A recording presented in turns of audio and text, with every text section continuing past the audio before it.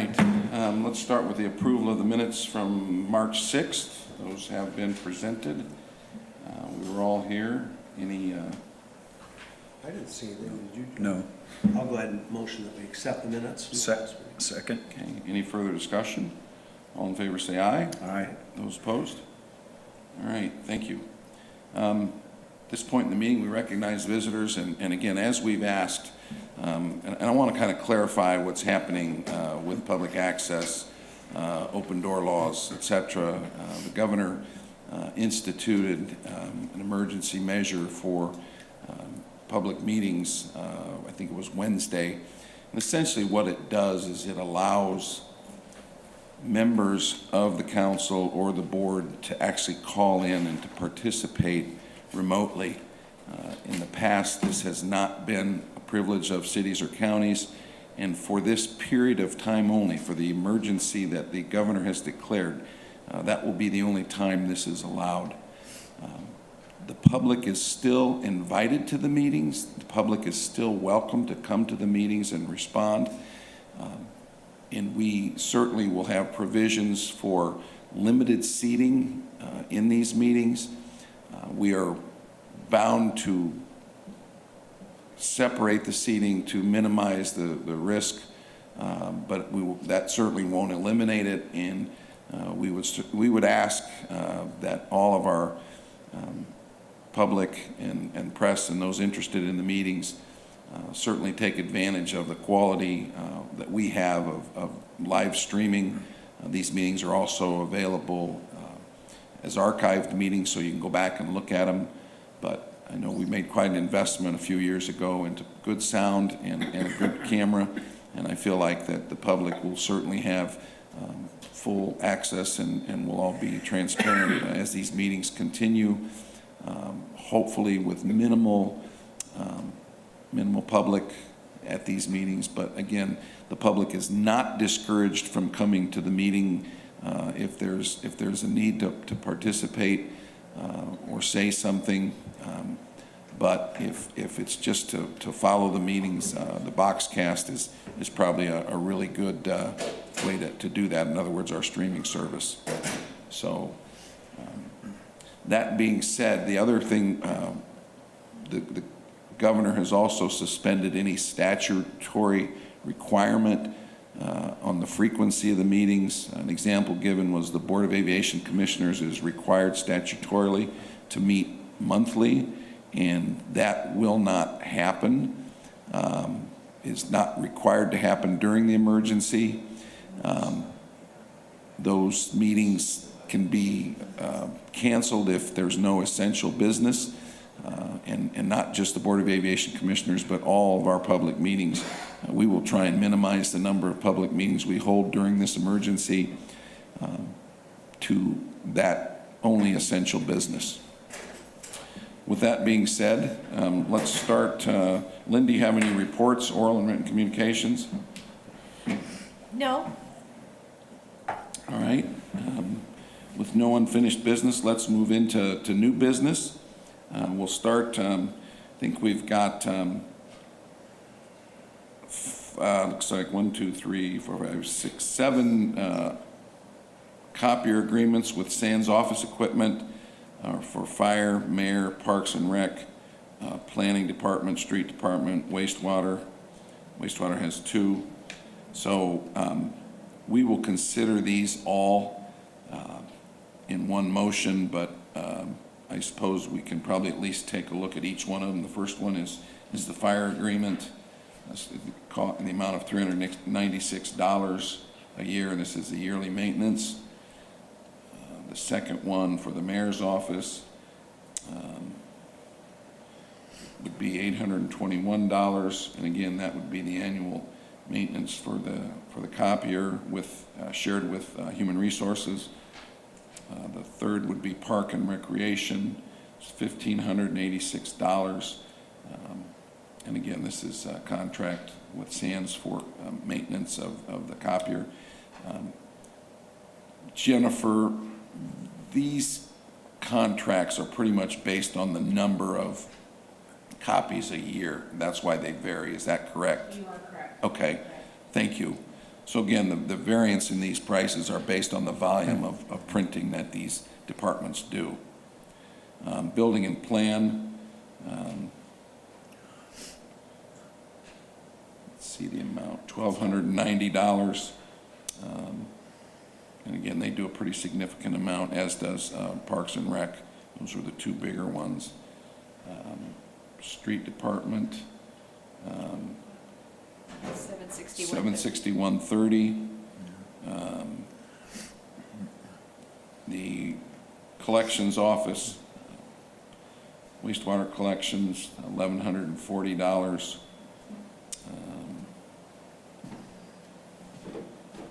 The wastewater utility, $4,544.60.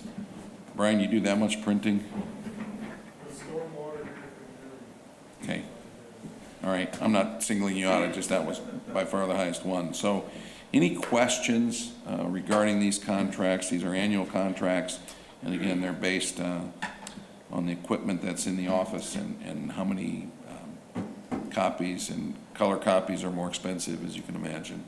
So I would ask that we consider these all together, unless you have any questions or concerns about anyone individually.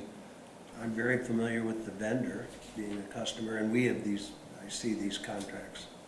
And they're very necessary because they, otherwise you get the really expensive repairs, and it's good to keep maintained. So having looked them all over, unless you have a problem, No. I'll make a motion that we accept the maintenance agreements, as you said, all 7 of them. Right. Motion to accept them. Second. There's a second. All right, any further discussion? All in favor say aye. Aye. Those opposed? All right, thank you. Jeremy, you want to present the interlocal agreement with NDOT regarding the Hickory Street repairs? Yeah, so they're getting ready to kick this work off, and part of the contract is us signing an interlocal agreement with them. In essence, because they are doing the work on Hickory Street, what this is really saying more or less is that we'll take over and maintain it after the work is complete. Hickory Street is not a state road, it's a city road, but under the agreement with the railroad and making it one way, they've agreed to lump this contract all into one contract and pay for that work to be completed. All right, it was a rather lengthy contract. I assume that was a standard NDOT contract Oh, for yes. relinquishment to the locals to maintain. Yep. I assume you read every sentence in it? That's pretty similar to the contracts we signed on our 80/20. Basically, they're paying for road work to happen, but they're not going to maintain it going forward. I mean, it's a pretty standard LPA type contract with them. All right, very good. I wasn't trying to be smart aleck, but I tried to go down through here, and it's pretty, really getting in the weeds on a lot of this. I assumed it was, like you said, boilerplate contract. Yep. All right, And you have all the drug-free workplace certifications. I mean, it's just their boilerplate contract. I mean, it's just long-winded. okay. All right, fair enough. Questions? So you all understand what's going on over on Hickory Street. They're gonna modify the road with, create one-way, both ways off Center Street, and put some curbing in. Not sure. The railroad has an issue with the curbing. We're still working through that. I think we'll get something will work, but maybe not what was originally laid out. Will there be some islands, kind of? There will be the island that prevents you from, on Market and Hickory, there will be that From island. There is enough turning in. space in there to meet their guidelines, but as it tightens on a lot of the sides where we currently don't have any parking, there's not a whole lot of space for them to fit some of the things in that we were trying to do, and the railroad has an issue with the curbing because of how they place and repair railroad ties. So we're working through that with NDOT, and I think at the end it'll be a good project, but we still have some of the details to work out. Fair enough. All right. Is there a motion to approve? So moved. Second? Any further discussion? All in favor say aye. Aye. Those opposed? All right, you've got a pay application from Building and Plan for 300 North. Yeah, this is pay application number 4 for 300 North. And it, obviously for work already completed, hopefully they'll start up here pretty soon, and we'll finish out the work that's left on 300 North.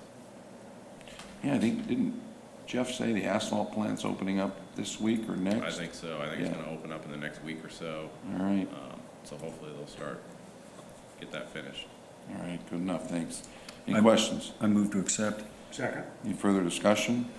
All in favor, say aye. Aye. Those opposed? All right, thank you.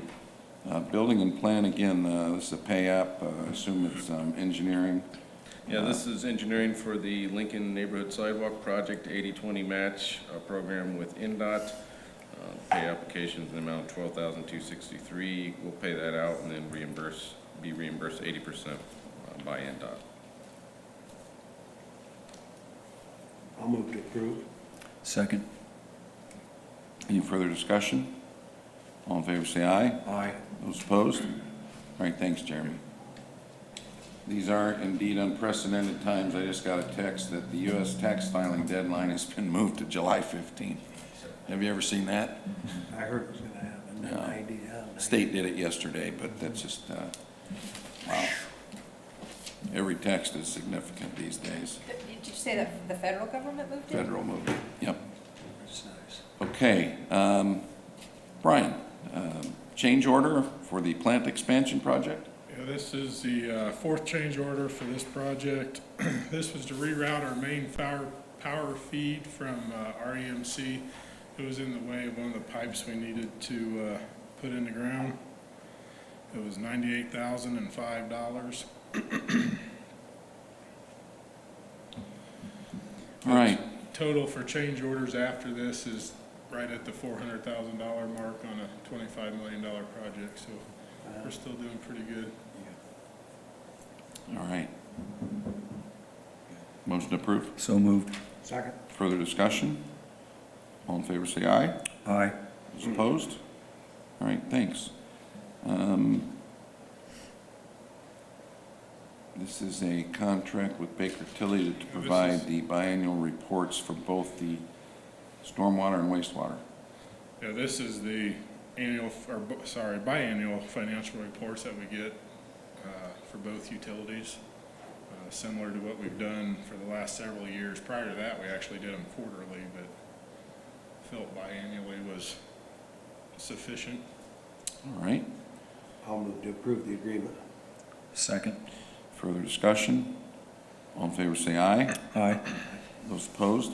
Brian, and I know the council and all of us appreciate keeping up with the rate structure for both utilities that these reports address. It helps us as we're trying to stay ahead of some decision-making on, making sure the rates that we passed last year on wastewater were sufficient, and looking ahead to the need to reevaluate our stormwater rates. And these reports have been very helpful to do that, so thank you very much for that. You're welcome. You now have another, speaking of that, item number 7 Right. addresses that. Yes, this is a contract with Baker Tilly to evaluate our stormwater utility and look at the needs versus what the fees coming in are,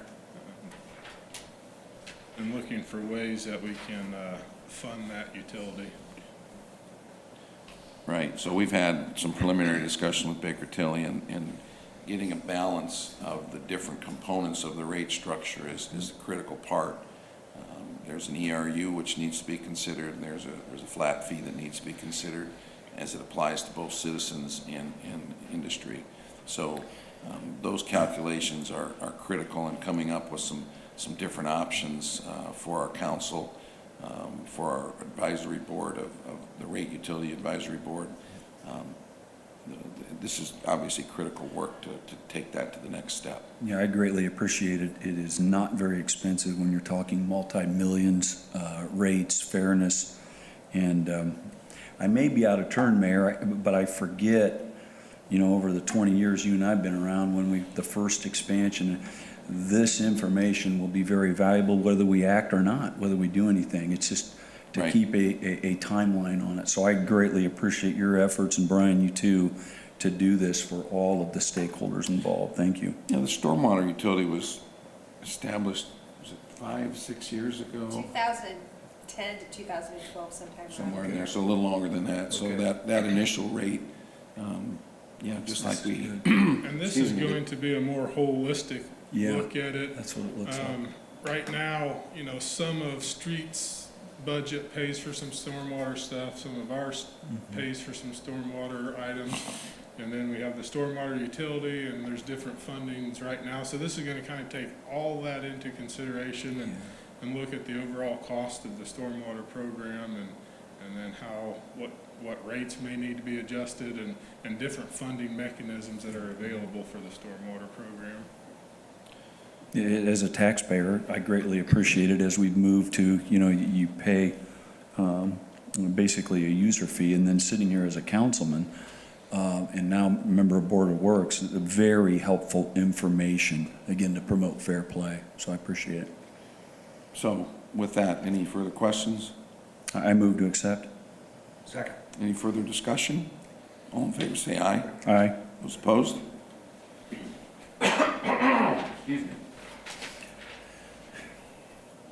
All right, Brian, you're still up. We've got some grant services required for the SRF loan This to be is- considered. Yeah, this is what we've done several times now. NV Grant Services, they ensure that the payrolls are being properly managed for our SRF requirements, and then they provide us a reporting for when we get audited. And this is for the plant expansion. And these are requisite services. Questions? No. Move to accept. Second. Any further discussion? All in favor, say aye. Aye. Those opposed? All right, item number 9. This is a pay app for construction services.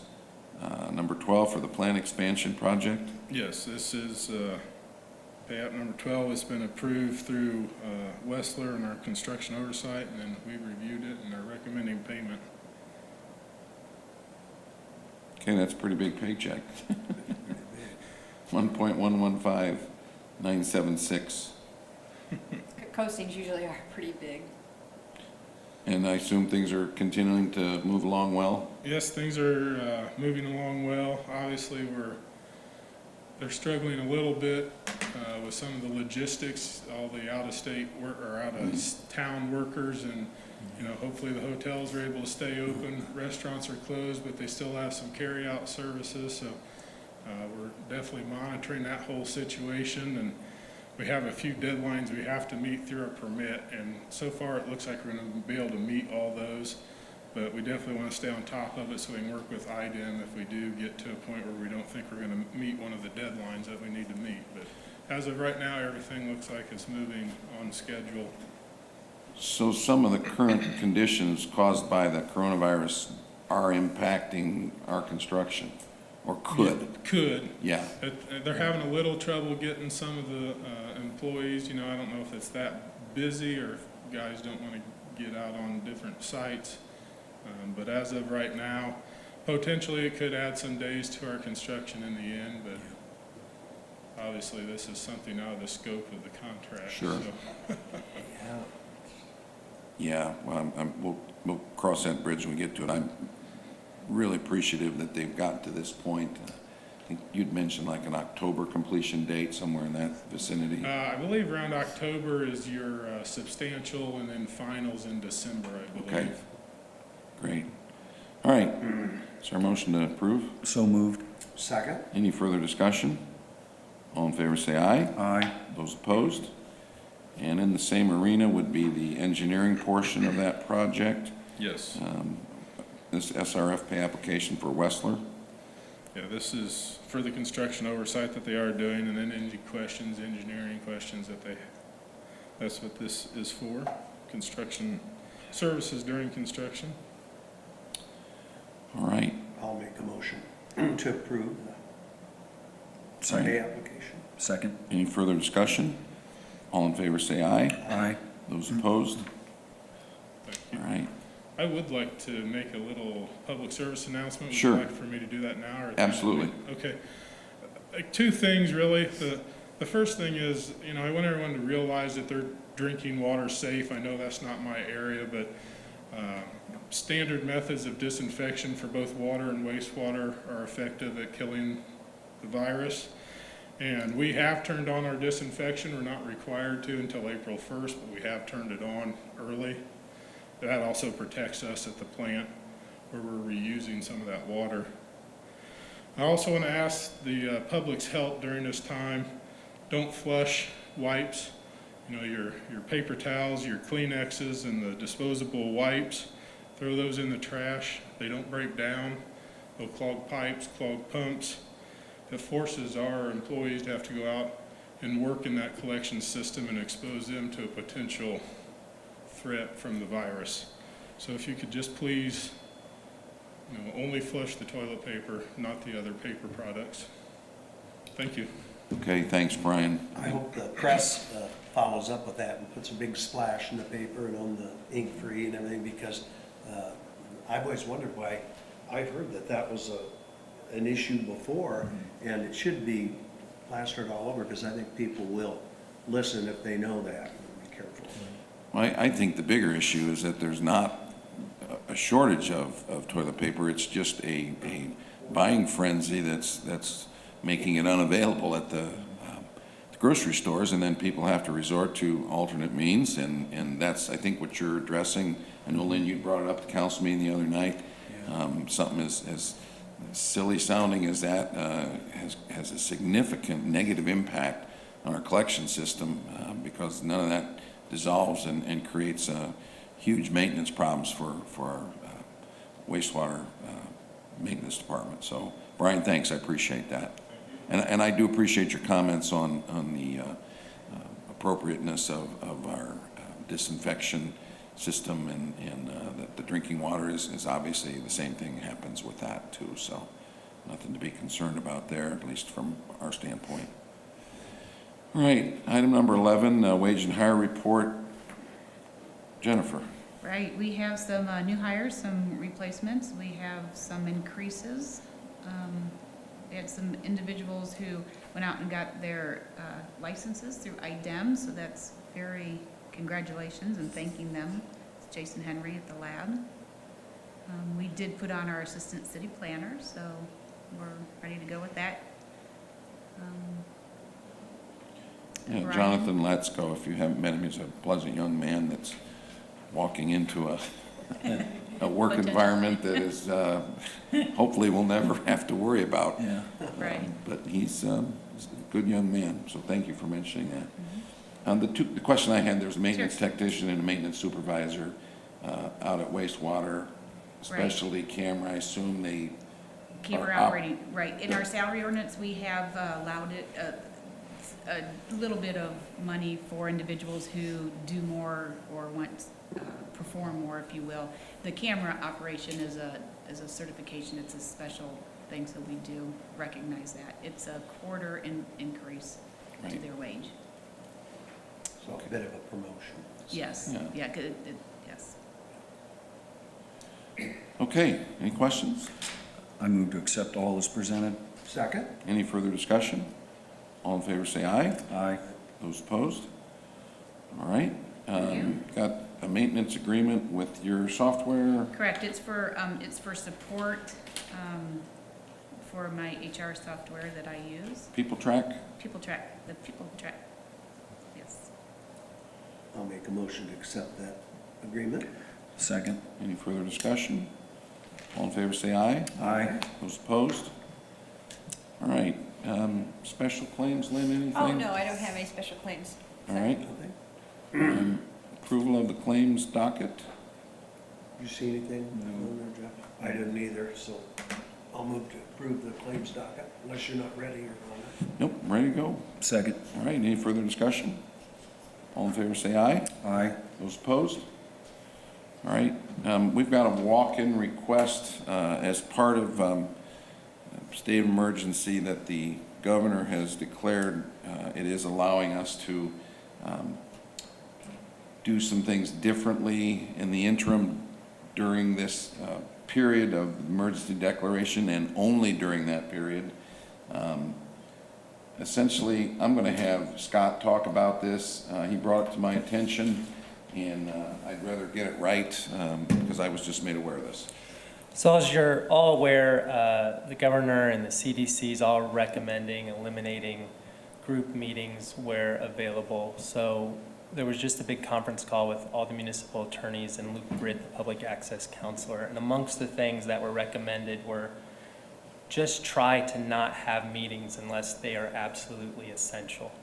And to that ends, we can do certain things, and as it relates to this board, I think that it's come time for this board to pass a resolution amongst yourselves today that would designate the mayor be allowed to approve claims during this period of crisis that would then later be ratified by the full board when the full board met again, if it comes to such time that the full board's not meeting. So I'd like you all to consider passing a resolution today to designate that the mayor be allowed to approve claims as necessary to then later be ratified when the full board meets.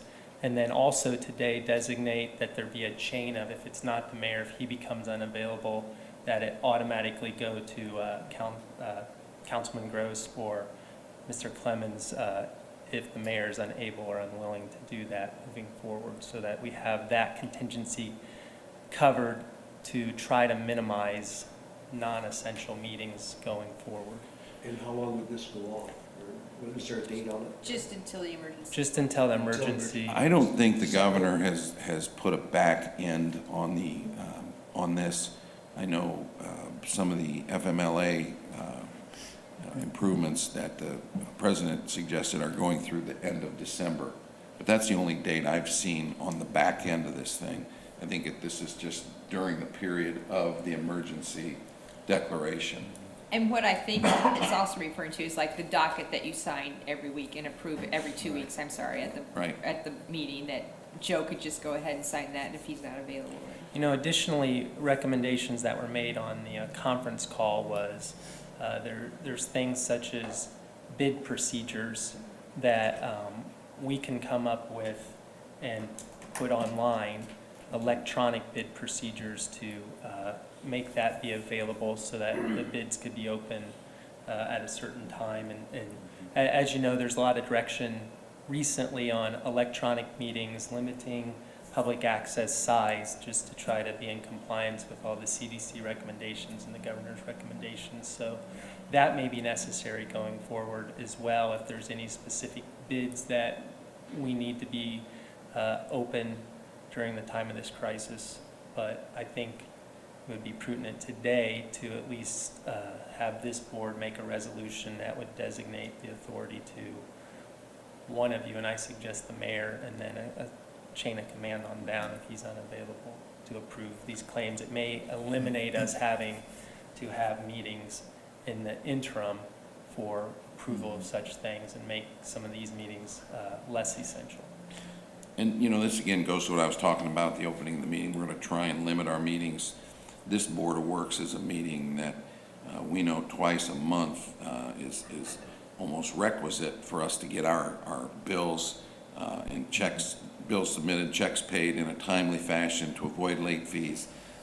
While some could argue it may not be essential to do it in a timely fashion, this takes that out of it, and this allows us to at least get this portion of this done.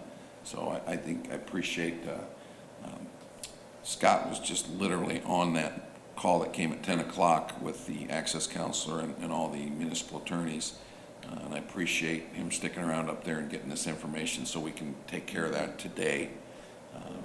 And maybe we'll be, maybe it'll help us eliminate another meeting or two. And I would say for all of you that Luke Britt and the Public Access Counselor has been flooded with questions, and I think he's been very thoughtful about this, and a lot of resources have been put into place, along with the AIM group of the municipal group, that they're sharing stuff over listservs, and there's been lots and lots and lots of good questions and really thoughtful responses, and I think everybody throughout, from all the mayors and everybody else working with the governor and all the municipal attorneys throughout the state are trying to work together to have the best governance we can during this unprecedented time. Yeah, things are happening very quickly, and that's a perfect example. He was probably getting the information while we were starting the meeting. So let's consider this right now. And then it's my understanding, once the emergency's lifted, I'd come back with the dockets that maybe had just been signed by one And we person. could ratify them at that time. Okay. Well, it wouldn't have to be when it's lifted, it's just at our next, the way I read it, at our next meeting. The next opportunity we Yeah. had that we thought it was a reasonable meeting to have. You know, like I said, the big cautions right now is have only essential meetings. And this may help alleviate how essential it is for this board to meet if we're able to pay claims and those things in the meantime. I'm And then- doing a State Board of Accounts webinar today at 1 about even expanding, you know, we have certain items that we can go ahead and pay now before the docket's approved by the board. And I'm gonna look at the list that we have now and see whatever we might be able to expand, but it has to be an ordinance approved by the council.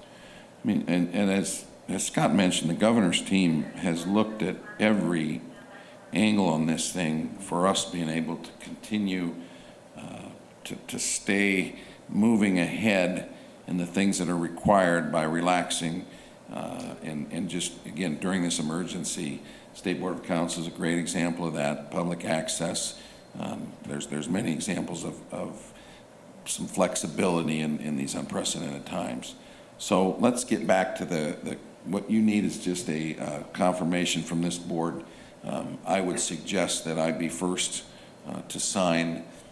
Do you all have a preference? Would one be more accessible than the other if I'm not available, or does it really matter I who's? think Jeff ought to be the backup. I'm off city council, he knows a little bit more what's going on, and so I would think he'd be the logical backup to you. So this needs to go in the minutes that would be our desire, that the mayor, then the councilmember Jeff Gross be second and George Clemens be third on the signatures. Do you need a motion to that? Or? Yes, I believe so. Well, I want to say too, I'm in agreement with that. You know, we say to the republic before every meeting where we have elected representatives serving the community, the mayor and Lynn as a citizen. I know you guys are going to be looking at everything that needs to be done for the community, providing services. We also are going to get it at a later date in public. I was wondering too, Mayor, if there's been consideration to keep the local media outlets updated, or at least we're ready to update them on everything that you're doing. It's all public. And then again, I think the burden should be on me also as an elected official. Yeah. If something were to happen, I should be number one. Yeah. Just out of fairness to you and that responsibility for me, so.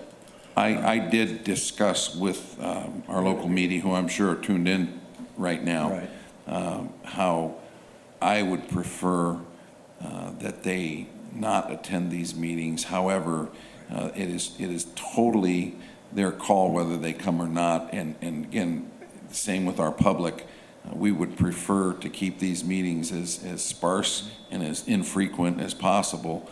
We do have, again, the advantage of a great system of streaming, but the press certainly will be able to get a hold of us if they have questions after the meeting, and I'm sure they will, and that's all good. But I respect that they're probably watching now and not here today, so to your question there. So did we get a motion? Was there a motion made and seconded? Do You wanna make a mo- do that? I'm in agreement with what you Okay, said, the with what we protocol. discussed, once again, and So, George, are you making a motion? You're making the that- motion. I'm making a motion that we take advantage of the guidelines that you presented, and that the mayor would be able to sign off on the claims docket and claims if we're unable to meet or he feels like. So here's what I would like the motion to be, if you can. That during the period of this pandemic crisis, that this board designates the mayor to sign for essential functions of the Board of Works, such as claims, dockets, and otherwise, to approve such things as would normally be approved by the entire board, but that he would be allowed to approve it in an interim, and then it will later be ratified by the full board at a public meeting at such point as those are, again, allowable and necessary and in the best interest of health and otherwise. So moved. And before I second that, the mayor, all right, is in touch again with the public, and when he signs off on anything, another elected official in the emergency, Lynn Christensen, our clerk treasurer, will be able to see every one of those. You're going to have to. It's Board of Works action. So we have 2 elected officials making decisions to serve the residents. The media can keep track of it.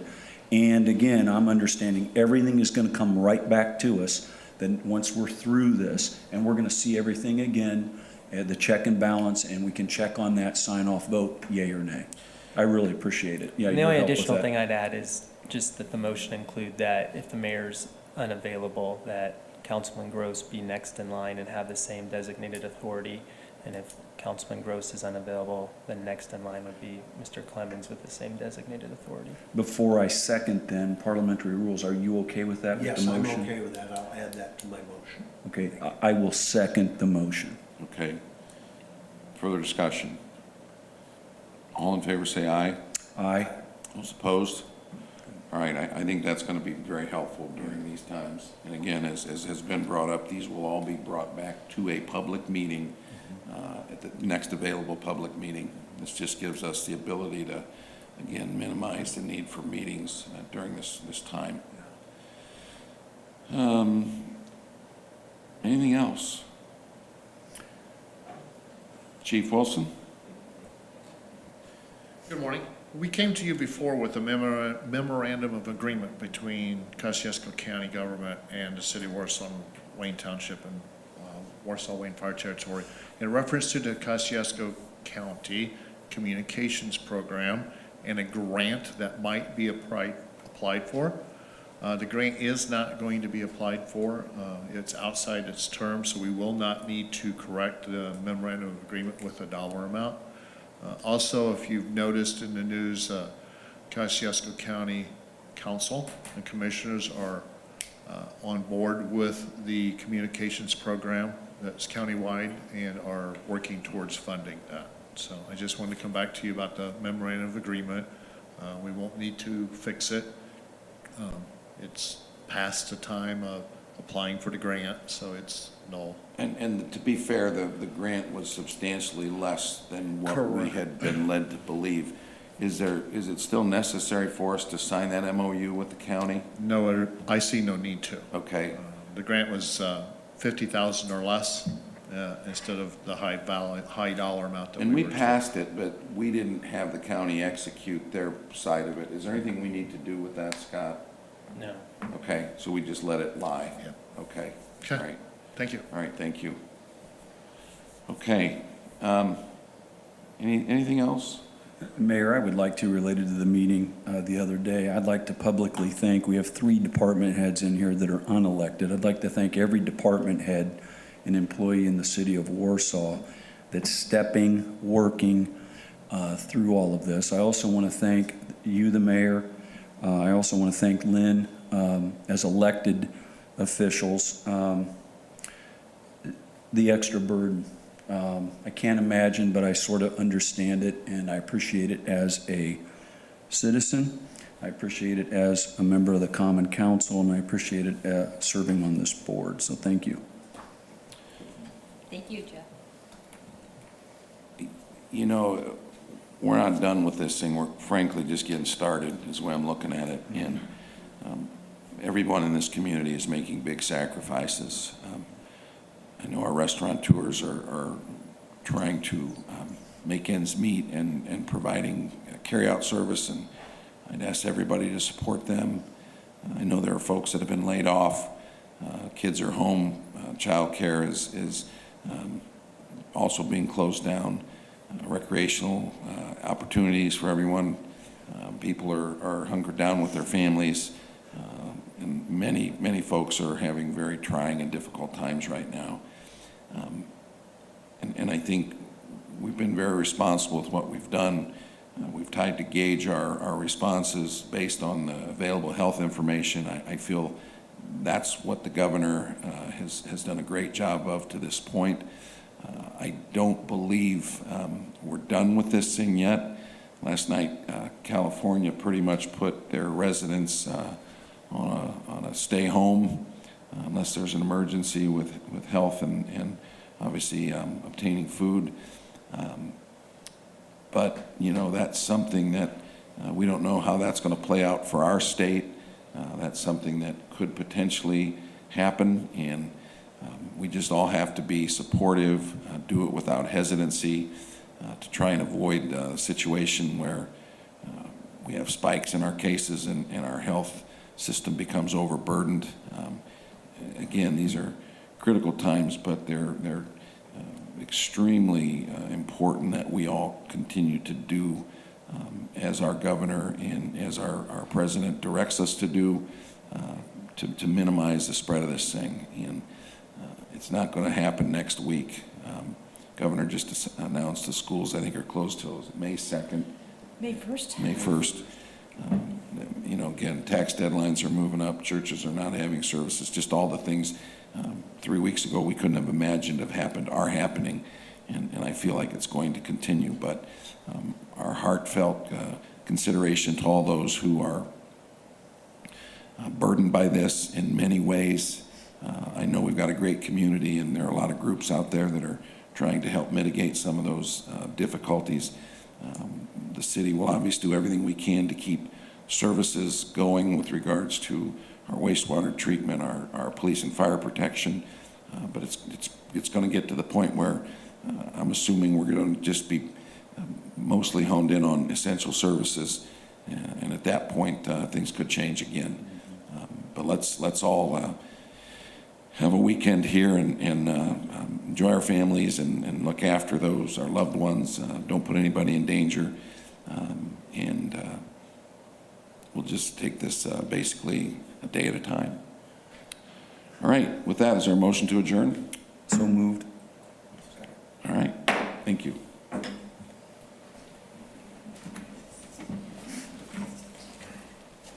Thank you, folks.